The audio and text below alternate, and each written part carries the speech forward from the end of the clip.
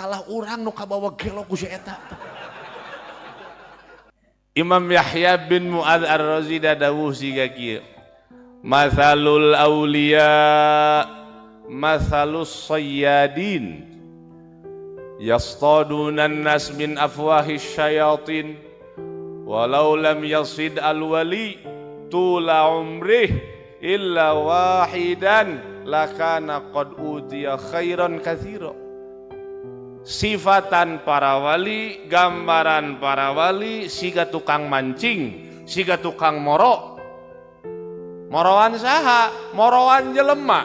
Mancingan saha, mancingan jelema. Ngala saha, ngala jelema. Di mana diala, dicokot, dipancingna, tina baham setan.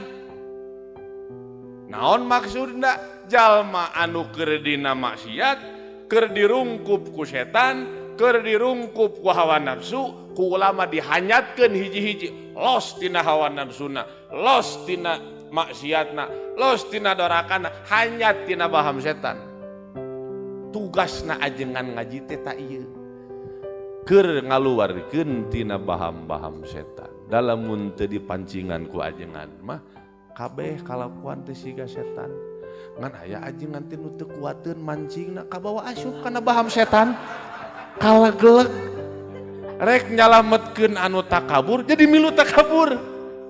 Rek nyalametkeun anu dunia kalah jadi kana dunia. Tah eta ngaranna kuat teuing eta mah. Si sato boborowanana kuat teuing lawukna, nu mancing nu moro lemah celeng ka dinya.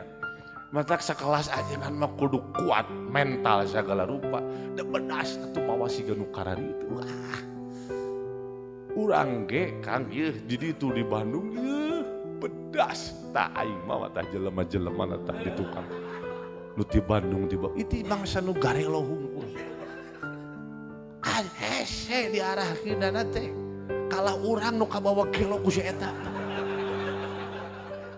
Asli. Da moal aya atuh ngalonyengna ka ajengan moal aya. Goblokna teh moal aya. Nu milu hayang manehanana, nu ngajajanan aing. Sok pikir make otak nu sehat sia teh.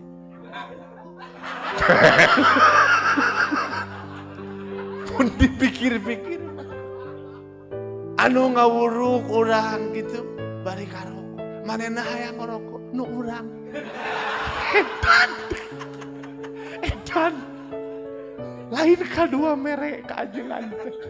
Kalah ngabangsat.